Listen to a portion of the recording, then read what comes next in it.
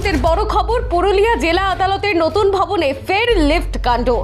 যান্ত্রিক গোলযোগে আজ দ্বিতীয়বার বন্ধ হয়ে গেল লিফট। চারতলা থেকে নামছিলেন চারজন, যার মধ্যে একজন অভিজ্ঞ উকিল, তার দুজন জুনিয়র এবং আরেকজন ব্যক্তি। আচমকা লিফট থেমে গেল, শুরু হয় উত্তেজনা।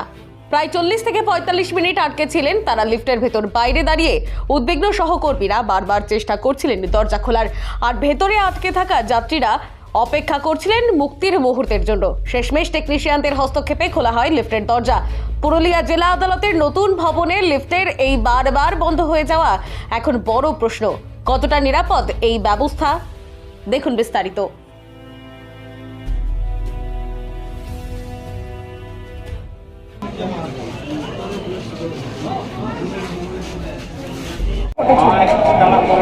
ঘটনাটা ঘটেছিল, আমরা তিনতলাতে ছিলাম, কেস করে বেরিয়ে যাচ্ছি। বেরিয়ে পর আমরা লিফটের ভিতরে ঢুকলাম, তো বোধহয় আমার দুজনা কলিগ ছিল, ওদের বোধহয় 4 নম্বর বোধহয় বোতাম টিপা ছিল। তো ওরা 4th ফ্লোরে এখানে গেছে। তারপর যেমন হঠাৎ একটা বিকট আওয়াজ হয়, লিফটটা বন্ধ হয়ে যায়।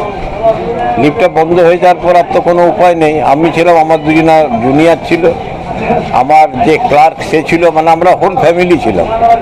তারপর ইন দি মিন টাইম আমি নাজিরকে ফোন করি। নাজির বললো, কাকা আমি দেখছি, আমাদের ফোন, আমি ছুটিতে আছি। যাই হোক, নাজির ব্যবস্থা করেছে। আমি আমার কলিগ দিকে বলি এবং আমাদের প্রত্যেকে এসেছিল, মাননীয় জজ সাহেব। আমি প্রায় 45 মিনিট ছিলাম আজকে। আরো অর্ধেক ছিল, মানে আমরা 4 জনা ছিলাম, আমার 2 জনা ক্লায়েন্ট ছিল, আমরা 6 জনা ছিলাম।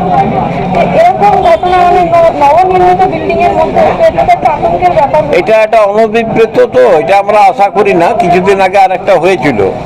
তবে এখন যেভাবে আজকে যে ঘটনাটা ঘটলো, এবারে আমাদের ধরো 4 তলা যেতেও তো একটা অসুবিধা হবে। লিফটটাকে আমরা কিভাবে ব্যবহার করব না ব্যবহার করব না, সেটা আমাদের একটা চিন্তার বিষয় হয়ে গেছে। হ্যাঁ, যাক, লিফটটা মেরামত না করলে আমরা কি করে বেরোতে পারবো? লিফটটা মেরামত হয়েছে, সবারই ভালোবাসা শুভেচ্ছার জন্য আবার ফিরে এসেছি আমি। সেখানে আমার প্রত্যেকটা কলিগ, আমাদের যারা মোহরি অ্যাসোসিয়েশন এবং সর্বোপরি আমাদের মাননীয় জজ সাহেবকে আমরা ধন্যবাদ জানাবো যে তাদের সহযোগিতায় লিফটটা কোনো রকমে খুলেছে এবং আমরা বেরিয়ে এসেছি। আমার নাম হিমাদ্রি চ্যাটার্জি।